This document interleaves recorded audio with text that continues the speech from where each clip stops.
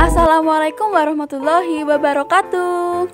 Halo teman-teman, kembali lagi di channel kelas calon akuntan.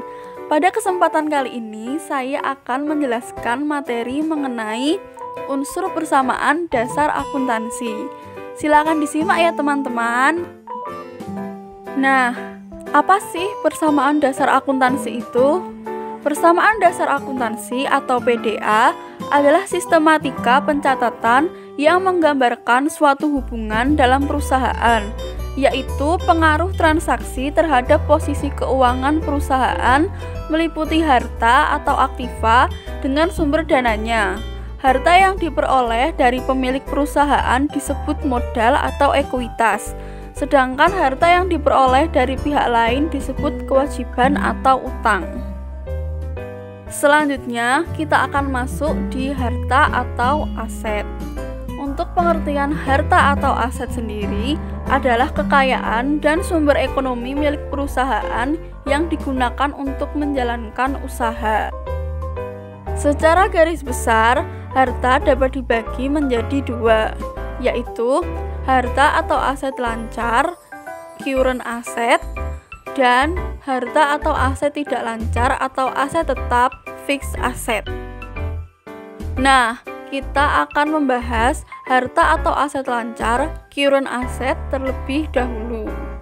Entitas harga diklasifikasikan sebagai aset lancar jika yang pertama, diperkirakan akan direalisasi atau dimiliki untuk dijual atau digunakan dalam jangka waktu siklus operasi normal entitas. Kedua, dimiliki untuk diperdagangkan. Ketiga, diharapkan akan direalisasi dalam jangka waktu 12 bulan setelah akhir periode pelaporan. Dan yang keempat, berupa kas atau setara kas, kecuali jika dibatasi penggunaannya dari pertukaran atau digunakan untuk menyelesaikan kewajiban setidaknya 12 bulan setelah akhir periode pelaporan. Berikutnya yaitu ini merupakan contoh dari aset lancar atau current asset. Ada apa aja sih? Mari kita bahas. Yang pertama yaitu kas atau cash. Semua harta yang tersedia dalam kas perusahaan maupun disimpan di bank yang dapat diambil setiap saat. Kedua, surat berharga atau marketable securities. Kepemilikan saham atau obligasi perusahaan yang bersifat sementara yang sewaktu-waktu dapat dijual kembali. Ketiga, piutang dagang atau account receivable. Tagihan perusahaan kepada pihak lain atau debitur yang terjadi karena melakukan transaksi penjualan secara kredit. Yang keempat yaitu piutang wesel atau notes receivable. Surat perintah membayar kepada seseorang atau badan untuk membayar sejumlah uang pada tanggal yang telah ditentukan kepada orang yang namanya disebut dalam surat. Kita lanjut. Yang kelima yaitu piutang pendapatan atau accrued receivable. Pendapatan yang telah menjadi hak perusahaan tetapi masih harus diterima atau belum diterima pembayarannya. Keenam, persekot beban atau prepaid expense. Pembayaran beban yang dibayar di muka tetapi belum menjadi kewajiban pada periode yang bersangkutan. Ketujuh, perlengkapan atau supplies adalah seluruh perlengkapan yang dipakai demi kelancaran usaha yang sifatnya habis pakai. Dan yang terakhir yaitu persediaan barang dagang atau merchandise inventory adalah barang yang dibeli dengan tujuan dijual kembali dengan harapan mendapat laba. Selanjutnya, aset tidak lancar atau aset tetap fixed asset. Entitas harta diklasifikasikan sebagai aset tidak lancar jika siklus operasi normal entitas tidak dapat diidentifikasi dengan jelas. Siklus operasi diasumsikan 12 bulan. Dan yang termasuk ke dalam aset tidak lancar antara lain yaitu yang pertama, investasi jangka panjang atau long term investment. merupakan harta yang ditanamkan pada perusahaan lain lebih dari 1 tahun, seperti obligasi dan saham. Kedua, harta tetap atau fixed asset, kekayaan yang dimiliki perusahaan yang pemakaiannya atau umur ekonomisnya lebih dari 1 tahun, digunakan untuk operasi dan tidak untuk dijual. Harta tetap berwujud antara lain terdiri dari tanah, gedung atau bangunan, mesin, dan peralatan toko atau alat angkut. Ketiga, harta tidak berwujud atau intangible asset adalah hak istimewa yang dimiliki perusahaan dan mempunyai nilai namun tidak mempunyai bentuk fisik. Harta tidak berwujud antara lain terdiri atas goodwill, nilai lebih suatu perusahaan karena keistimewaan tertentu. Selanjutnya, hak paten, yaitu hak tunggal yang diberikan pemerintah kepada pribadi atau badan karena penemuan tertentu. Kemudian ada hak cipta, yaitu hak tunggal yang diberikan pemerintah kepada seseorang atau badan karena hasil karya seni atau tulisan atau karya intelektual. Berikutnya, merek dagang, yaitu hak yang diberikan pemerintah kepada suatu badan untuk menggunakan nama atau lambang bagi usahanya. Lalu ada franchise, yaitu hak istimewa yang diterima oleh seseorang atau badan dari pihak lain untuk mengomersialkan formula, teknik, atau produk tertentu. Dan yang terakhir yaitu hak sewa, hak untuk menggunakan harta tetap pihak lain dalam jangka waktu yang panjang sesuai dengan kesepakatan. Kemudian yang keempat yaitu harta lain-lain yang tidak termasuk keempat harta di atas, seperti modal untuk pembangunan gedung yang dalam proses pengerjaan dan belum selesai. Berikutnya kita akan masuk di kewajiban atau liabilities. Nah, kewajiban atau liabilities adalah pengorbanan yang wajib dilakukan perusahaan di masa datang dengan menyerahkan harta atau jasa sebagai akibat dari transaksi sebelumnya. Kewajiban dibagi menjadi 3. Yang pertama yaitu kewajiban lancar atau jangka pendek, short term liabilities. Yang kedua, kewajiban jangka panjang atau long term liabilities. Dan yang ketiga, utang lain-lain. Nah, kita akan membahas kewajiban lancar atau jangka pendek, short term liabilities terlebih dahulu. Entitas kewajiban diklasifikasikan sebagai kewajiban jangka pendek jika pertama, diperkirakan akan diselesaikan dalam jangka waktu menurut siklus normal operasi entitas. Kedua, dimiliki untuk diperdagangkan. Ketiga, kewajiban akan diselesaikan dalam jangka waktu 12 bulan setelah akhir periode pelaporan. Dan keempat, entitas tidak memiliki hak tanpa syarat untuk menunda penyelesaian kewajiban setidaknya 12 bulan setelah akhir periode pelaporan.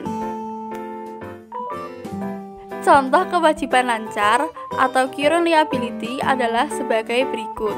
Pertama, utang dagang atau utang usaha account payable, utang yang muncul akibat transaksi pembelian barang atau jasa secara kredit tanpa perjanjian tertulis.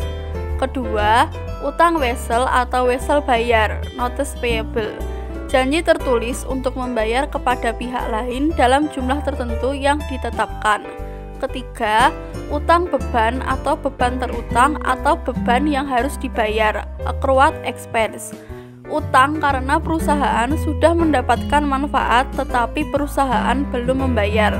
Keempat, utang pendapatan atau pendapatan diterima di muka, unearned revenue, pendapatan yang belum menjadi hak tetapi uangnya sudah diterima. Selanjutnya yaitu kewajiban jangka panjang atau long term liabilities. Kewajiban jangka panjang merupakan kewajiban yang harus dipenuhi dalam jangka waktu lebih dari 1 tahun. Utang jangka panjang antara lain terdiri atas: pertama, kredit investasi adalah utang dari lembaga keuangan yang digunakan untuk pelunasan usaha. Kedua, utang hipotek atau mortgage payable adalah utang jangka panjang dengan jaminan harta tetap atau tidak bergerak seperti tanah dan bangunan. Ketiga, utang obligasi atau bonds payable adalah utang jangka panjang yang timbul akibat perusahaan menjual surat obligasi kepada masyarakat. Nah, kewajiban yang ketiga yaitu utang lain-lain. Utang lain-lain adalah utang yang tidak termasuk ke dalam kedua utang tersebut di atas. Contohnya, uang pinjaman yang diterima dari pelanggan. Berikutnya, kita akan masuk ke modal atau ekuitas. Apa sih pengertiannya? Modal adalah hak kekayaan pemilik atau owner equity. Jenis modal antara lain yaitu modal perseorangan, modal firma, modal perseroan, dan lain-lain. Kemudian ada pendapatan atau revenue atau income. Pendapatan adalah penambahan terhadap modal terkait kegiatan perusahaan. Pendapatan dapat digolongkan menjadi: pertama, pendapatan operasional atau operational income, merupakan pendapatan yang diperoleh dari hasil usahanya. Kedua, pendapatan non-operasional, yaitu pendapatan yang diperoleh selain dari hasil kegiatan usaha. Berikutnya, beban atau biaya, expense. Beban adalah pengorbanan yang dilakukan perusahaan untuk meraih pendapatan. Beban digolongkan menjadi: pertama, beban operasional adalah beban yang terjadi berkaitan dengan kegiatan usaha, seperti beban gaji, beban perlengkapan, dan lain-lain. Kedua, beban non-operasional adalah beban yang terjadi di luar kegiatan usaha yang sifatnya menunjang kegiatan usaha. Lalu ada prive atau drawing.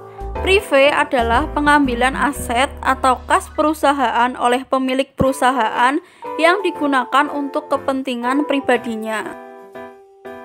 Berikutnya, kita akan masuk di bentuk persamaan dasar akuntansi. Setiap transaksi yang terjadi dalam perusahaan akan dicatat menggunakan sistem berpasangan atau double entry system. Artinya, setiap transaksi akan berpengaruh kepada sisi sebelah kiri atau lebih sering disebut aktiva, kelompok harta, dan sisi sebelah kanan atau lebih sering disebut pasiva, kelompok liabilities dan equity. Berdasarkan hal itu, maka rumus awal dari persamaan akuntansi adalah aktiva sama dengan pasiva. Jika dilihat dari kasus dalam kenyataan dunia usaha, terdapat 4 kasus. Yang pertama, keseimbangan antara harta dan modal. Harta merupakan kekayaan yang dimiliki oleh perusahaan dan menjadi sumber pembelanjaan untuk melakukan kegiatan usaha. Oleh karena itu, harta harus sama atau seimbang dengan sumber pembelanjaan. Sumber pembelanjaan yang diperoleh dari pemilik disebut ekuitas atau modal. Keseimbangan antara harta dan modal dirumuskan sebagai berikut. Aktiva, harta atau aset sama dengan modal atau equity. Kasus kedua, harta sama dengan utang ditambah modal. Harta perusahaan yang digunakan sebagai sumber pembelanjaan diperoleh melalui 2 sumber, yaitu dari pemilik dan kreditur. Sumber pembelanjaan dari pemilik disebut ekuitas.